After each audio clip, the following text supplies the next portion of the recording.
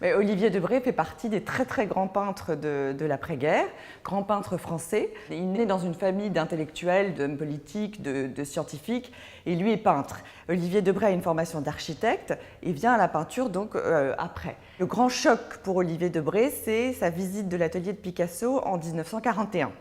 Donc il visite l'atelier de Picasso et là, c'est le moment où il passe d'une peinture figurative à l'abstraction.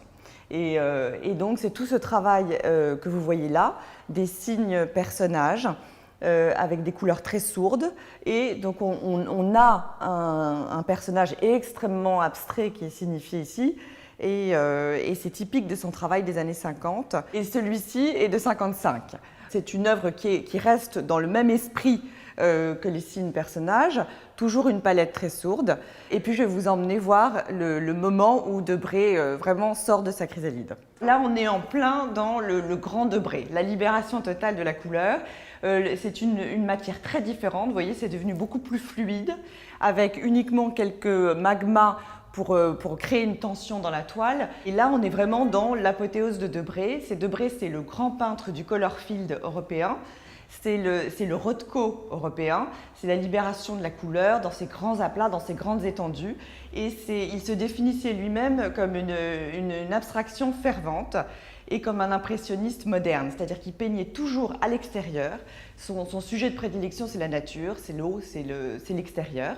Il peint sur le sujet. On retrouve des éléments d'ailleurs, soit des éléments de pinceau, ou alors carrément des petites mouches qui tombent dans la toile, parce qu'il peint souvent sur le sol, c'est-à-dire que la toile est souvent pratiquement posée par terre ou légèrement inclinée, et donc là, les éléments tombent, des feuilles, des brindilles. Il peint avec des balais, des brosses, toutes sortes d'instruments, et d'ailleurs il est souvent représenté avec son balai sur l'épaule. Ici on est en 73 et c'est typique du travail de Debré, c'est la Loire. Il est né en Touraine, il est très influencé, il aime cette région, et d'ailleurs c'est pour ça qu'aujourd'hui le musée Debré a ouvert à Tours, et ça c'est la Loire, donc il aime l'eau, il peint très souvent l'eau. C'est vraiment un peintre qui travaille des œuvres monumentales, et son œuvre la plus extraordinaire, c'est le rideau de scène de l'opéra de Shanghai, qui est une œuvre colossale.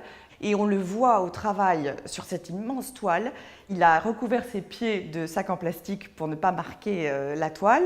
Et il est entouré de bassines de couleurs. Et on le voit avec son balai traçant son chemin au milieu de sa toile. Donc il est littéralement dans la toile. Il fait aussi des tableaux en triptyque. Et très amusant comme ça, cette façon de présenter en triptyque. Celui-ci s'appelle Sidi Bou Saïd. Il a voyagé, il a peint de différents paysages. C'est toujours une peinture d'extérieur, hein, donc toujours inspirée. Quand on se recule, on appréhende le tableau et on voit vibrer l'eau, littéralement, et vibrer la couleur.